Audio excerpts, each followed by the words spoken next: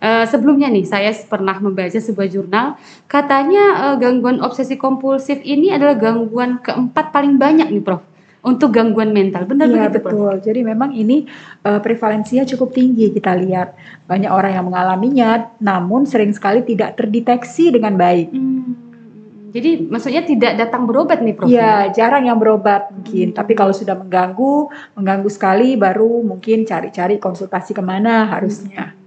Ya, jadi memang mereka tahu ya, Prof, ya, Iya, kalau kayaknya ini misalnya nggak masuk akal, irasional nih yang iya, saya iya. lakukan. Nggak mungkin dong saya asik ngitung uang tadi udah keberapa. Kadang-kadang ada yang lebih sederhana lagi, kita naik tangga barengan. Setiap naik tangga dia harus menghitung. Anak tangga ini ada 30. Ini ke 25. Tiba-tiba di jalan ada yang negur, "Apa kabar kamu? Di mana?" Lupa 25 atau 26. Balik lagi dari bawah, ulang bisa lagi. ya, Prof, ya? Ya, karena Gitu. saya terganggu sekali kalau nggak mengerjakan itu.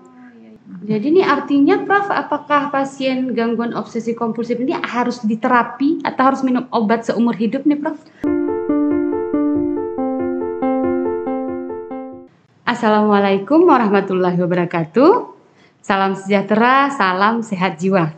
Berjumpa lagi dengan saya, Dr. Sela, dalam acara podcast Seksi Ansietas PPPDS KJI. Dan kali ini saya sudah kedatangan kembali Profesor Dr. Elmeda Effendi, Magister Kedokteran, Spesialis Kedokteran Jiwa Konsultan. Dan hari ini kita bakal membahas nih, Prof, masalah gangguan obsesif kompulsif bisa diobati tetap semangat gitu. Menarik sekali ya, Dr. Sheila. Iya, benar, Prof. Jadi kan gangguan obsesif kompulsif ini kan seringnya disebutkan berulang-ulang. Nanti ada katanya kalau teman saya berulang kali membersihkan, kamu tuh gangguan obsesif kompulsif gitu katanya nih, Prof. Jadi Prof, sebelumnya nih, Prof, terima kasih kembali sudah datang lagi ke sini. Udah reuni keberapa kalinya nih, Prof, ya? Iya, terima kasih diundang kembali, Dr. Sheila. Iya, terima kasih, Prof. Sebelumnya nih, saya pernah membaca sebuah jurnal, katanya gangguan obsesi kompulsif ini adalah gangguan keempat paling banyak nih, Prof, untuk gangguan mental. Benar begitu, Prof? Betul. Jadi memang ini prevalensinya cukup tinggi kita lihat. Banyak orang yang mengalaminya, namun sering sekali tidak terdeteksi dengan baik. Jadi maksudnya tidak datang berobat nih, Prof? Iya, jarang yang berobat mungkin. Tapi kalau sudah mengganggu sekali, baru mungkin cari-cari konsultasi kemana harusnya. Jadi ini, Prof, apa benar nih, Prof, katanya orang dengan gangguan obsesif kompulsif ini nggak bisa sembuh? Maksudnya nggak bisa sembuh total nih, Prof? Apa benar, Prof? Jadi gangguan obsesif kompulsif ini seperti kita ketahui kan gangguan di mana ditandai dengan adanya obsesi, pikiran yang berulang-ulang terhadap suatu hal, dan juga kompulsi. Kompulsi itu tindakan yang berulang-ulang. Jadi kalau biasanya obsesi itu misalnya dia mikir, aduh saya jorok sekali, sehingga dia menyabun dirinya berulang-ulang. Itu kalau yang untuk kontaminasi, tipe kontaminasi. Kemudian mungkin ada lagi yang tipe yang dia itu jenisnya ketepatan. Jadi kalau ada lukisan 4 segi, dia asik melihat aja simetris atau tidak. Asik menggeser itu aja atau taplak meja. Kemudian ada lagi yang mengecek. Tadi sudah dimatikan atau belum kompor? Sudah dikunci atau belum pintu? Ada yang masih terpikir saja disebut obsesi, tapi kalau udah balik ke rumah ngecek lagi, ke jalan 5 langkah, balik lagi ke rumah, udah dikunci atau belum, akhirnya nggak jadi pergi. Itu juga ya khas ya. Atau dia misalnya menghitung uang nih di kasir atau apa, nggak bisa di bank kerjaannya, berulang kali menghitung ketelitian. Jadi itu yang memang kalau seperti itu sudah mengganggu pekerjaan, sehingga mungkin mulailah dia tidak bisa bekerja dengan baik lagi. Jadi kalau katanya apakah tidak bisa disembuhkan, mungkin bagaimana kita caranya supaya sedikit reda. Karena dia kalau tidak memikirkan itu atau tidak melakukan tindakan itu, dia akan semakin cemas orangnya. Jadi menimbulkan kecemasan ya, Prof, ya. Jadi tujuan utama pengobatan pada orang dengan gangguan obsesi kompulsif ini apa nih, Prof? Meredakan kecemasan, ketegangan yang ada, dan bisa menetralisir sikap atau perilaku yang berulang-ulang tadi. Kompulsifnya tadi. Iya, jadi walaupun mungkin masih tetap jijik, pingin nyabun, tapi saya toh sudah menyabun tadi sekali, saya tidak akan mengulangi lagi. Tapi masih ada mungkin, tapi tidak harus dilakukan kompulsi yang berulang-ulang lagi. Jadi tidak sampai mengganggu kesehariannya nih, Prof, ya. Jadi Prof, terapi apa saja biasanya yang didapat untuk mengurangi gejala-gejala itu tadi, Prof? Jadi biasanya ada terapi-terapi psikoterapi. Ini ada terapi pemaparan, exposure, dan relapse prevention, itu yang biasanya bagian dari CBT, dan kemudian juga terapi obat. Jadi terapi perilaku yang sederhana, paling tidak misalnya kalau dulu sekali katanya, kalau kita berpikir hal-hal yang itu saja, paling tidak ada karet gelang, karet biasa, kita katapel sendiri, jadi sakit, nggak mikir lagi. Teralih pikirannya, itu yang tanda paling sederhana. Kemudian yang tadi exposure, relapse prevention terapi itu, kalau dipaparkan dengan hal tersebut, kita bisa mencegah kambuhnya. Diajari sedikit demi sedikit bagaimana supaya tidak melakukan tindakan kompulsi itu lagi. Di samping itu tentunya penggunaan obat-obat seperti golongan SSRI tadi bisa cukup membantu juga.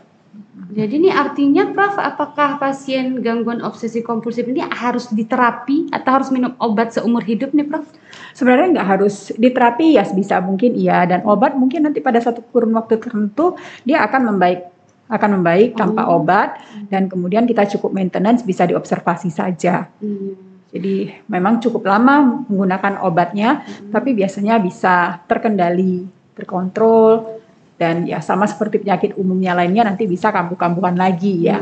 Karena mungkin prinsip dari gangguan obsesif kompulsif ini sama seperti gangguan mental emosional lainnya, perpaduan dari faktor genetik, biologik, dan psikososial. Jadi biasanya mungkin kalau faktor genetik biasanya lebih cenderung kalau ada yang turunannya juga gangguan obsesif kompulsif, dia juga akan cenderung mengalami, atau juga kalau dia yang kita sebut gangguan biologi karena terjadinya gangguan ini karena ada ketidakseimbangan zat kimia di otak ya, ada bagian otak yang terlibat juga, dan untuk psikososialnya biasanya katanya ada pencetusnya. Misalnya ini terlalu alim, tiba-tiba ngebayangin yang jorok-jorok, kemudian merasa pikirannya kotor. Aduh, saya mandi lagi, biar otak saya bersih. Nah, kira-kira seperti itu mungkin ya. Ada juga, ini nggak pantas saya orangnya begini kok saya mikirin yang seperti itu. Nah, itu ada peranannya juga, Sheila. Jadi bisa jadi karena ada pencetus, kambuh lagi, ya, gitu, Prof ya. Ya. Diterapi kemudian reda lagi, gitu. Jadi tujuannya untuk mengontrol supaya sebagaimana sebisa mungkin gejalanya tidak timbul sampai mengganggu aktivitas sehari-hari. Jadi walaupun masih ada perasaan itu tapi bisa dinetralisir sedikit dan berkuranglah paling tidak kecemasannya. Karena pada ujung-ujungnya kalau tidak melakukan itu dia cemas, ya cemas sekali. Kalau enggak kan pasti kita bilang kan bisa ditahan, ngapain harus melakukan hal tersebut, tapi dia nggak nyaman. Walaupun dia tahu ini kayaknya bodoh, tapi saya harus mengecek lagi, saya harus mengecek ulang. Ya, jadi memang mereka tahu ya, Prof. Iya, kayaknya ini nggak masuk akal, irasional nih yang saya lakukan. Nggak mungkin dong saya asik ngitung uang tadi udah keberapa. Kadang-kadang ada yang lebih sederhana lagi, kita naik tangga barengan. Setiap naik tangga dia harus menghitung. Anak tangga ini ada 30. Ini ke 25, tiba-tiba di jalan ada yang negur, apa kabar kamu, di mana, lupa 25 atau 26, balik lagi dari bawah, ulang bisa lagi. Ya, Prof, ya karena saya terganggu sekali kalau nggak mengerjakan itu. Biasa kan kalau diajak orang ngomong ya udah nggak terasa naik tangganya berapa. Ini dia udah terganggu sekali, harus hitung lagi anak tangga yang sebenarnya nggak perlu dihitung jumlahnya. Jadi harus mengulangi lagi kegiatan itu ya, Prof ya. Tangga lagi dia. Iya benar Prof. Jadi Prof ini kan kalau kita bilang kan karena dia selalu ada dan kambuhan.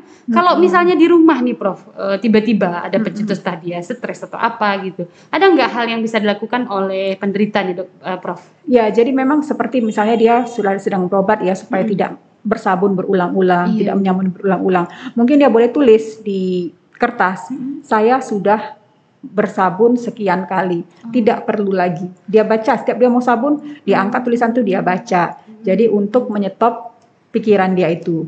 Sama seperti dari prinsipnya karet gelang tadi ya, bisa dilakukan hal tersebut. Tapi nggak puas kepingin tuh, harus lagi dia baca lagi ulang. Sampai mungkin oh ya, harus ada tindakan yang bisa menghentikan dia untuk melakukan tadi. Berarti salah satunya pengalihan juga ya Prof ya? Pengalihan dan apa istilahnya ya, afirmasi, membuat dia bahwa itu tidak, dia sudah melakukannya. Saya sudah mandi, sudah sabunan, sudah cukup sekali. Tapi kan kadang-kadang ada ya, mungkin kita juga punya sifat juga, walaupun tidak gangguan obsesif kompulsif, tapi mungkin tanda petik juga jijik ya. Kita nggak akan mau duduk kalau di kursi, apalagi sekarang zaman COVID ya. Nah ini sekarang cuci tangan juga semakin loh itu ya. Bukannya gangguan obsesif kompulsif, tapi memang iya. Terus jijik kalau misalnya duduk di kursi yang baru ya ditempati Ditempati orang, mungkin misalnya disemprot-semprot kayaknya kurang bersih, lap-lap lagi bersih-bersih gitu juga. Dan kadang-kadang tanpa kita sadari, tapi kita sering juga loh, misalnya di rumah kita sudah punya sendok, garpu, gelas sendiri ya, nggak pingin orang lain pakai. Kan itu juga sebenarnya ya nggak gangguan obsesif kompulsif sih, tapi mungkin prinsip kebersihan kita sih standarnya seperti itu ya. Iya. Gitu ya Prof ya. Sebenarnya apa ya? Kadang-kadang seperti lucu, menarik gitu kejadian-kejadian gejala-gejala obsesif kompulsif ini ya Prof ya. Tapi kita masing-masing punya ciri-ciri obsesif kompulsif dalam diri kita, mungkin berbeda-beda ya. Mungkin kita ingat nggak waktu kita anak-anak kita punya spidol warna-warna, terus kita harus menyusunnya, setiap masukin harus merah, orange, kuning, hijau gitu. Ada yang dimasukin aja, aduh kalau dibantu mama kita beresin lagi, kita susun lagi. Kadang-kadang kan ada ya di kamar juga bajunya gitu tuh merah semua, orange, kuning gitu ya. Tapi bukan berarti langsung kita itu bukan memang keteraturan ya, sebenarnya keteraturan juga. Tapi jadi pada batas wajar itu malah sepertinya membantu ya Prof ya. Tapi ya gitu Prof. Dan tidak menimbulkan kecemasan kan. Ini kan prinsipnya cemas dia kalau nggak dilakukan. Intinya cemas dan sampai mengganggu aktivitas sehari-hari tadi ya Prof ya. Jadi Prof ini kan kalau memang sih rata-rata gangguan kesehatan mental nih Prof kan membutuhkan pengobatan yang lama nih Prof. Ya, apalagi dengan gangguan obsesif kompulsif ini kan kita hanya menetral supaya gejala-gejalanya berkurang, menetralisir ya gejala-gejala yang ada. Jadi kan pengobatannya jangka panjang nih Prof. Sekitar untuk mengurangi kebosanan nih Prof. Kalau misalnya betul. Jadi biasa itu paling cepat 8 bulan, 12 bulan bahkan lebih ya. Jadi biasanya untuk mencegah ya biasa kita kombinasi memang pengobatan farmakologik, obat-obatan dan tanpa obat-obatan tadi ya, dan dengan psikoterapi tadi juga bermacam-macam jenisnya. Kemudian mungkin kita ajari juga dia supaya tidak terlalu jijik tadi ya, tidak terlalu harus selalu mengikutkan keinginan dia tadi untuk melakukan hal yang berulang-ulang. Caranya bagaimana? Tadi mungkin dengan pengalihan bisa, kemudian dengan sedikit relaksasi. Kalau tadi kan tidak dilakukan timbul cemas, bagaimana supaya kalau tidak dilakukan cemasnya berkurang atau jadi ingin lakukan tapi udahlah nanti aja, nggak apa-apa, supaya tidak terlalu mengganggu, tidak menjadi desakan yang menonjol. Kita harus bisa netralisir. Kepikiran sih, tapi ya udahlah kalau nggak apa-apa, paling tidak intensitasnya bisa berkurang. Iya benar-benar. Jadi salah satu menghindari kebosanan juga karena kan terapinya ada berbagai macam ya Prof. Ya, terapinya ada. Nanti kan diajarin juga yang terapi pemaparan. Jadi sedikit aja, mungkin kalau udah lumayan dia nggak jijik lagi, naikkan dengan terapi pemaparan tadi juga bisa. Jadi emang dengan bantuan psikiater ya harusnya iya juga sih. Jadi Prof kalau mau menjumpai Prof nih kalau ada gangguan obsesif kompulsif nih Prof. Iya, saya sih bisa dijumpai di Rumah Sakit USU. Rumah Sakit USU ya pagi Prof. Pagi sampai siang. Baik Prof, tapi mudah-mudahan tidak kena ya. Iya. Di situ jumpanya dalam kondisi ini. Iya. Benar-benar Prof. Jadi cukup karena perfeksionis saja atau suka dengan keteraturan saja ya Prof ya. Mungkin terima kasih ya Prof sudah mau berbagi perbincangannya menarik nih Prof karena kan baru tahu kirain hanya yang bolak-balik kunci pintu aja, bolak-balik cuci banyak tangan dia aja. Variasinya, kontaminasi tadi, ketepatan tadi, rapi asimetris nggak asimetris gitu ya. Aduh ribet lah memang.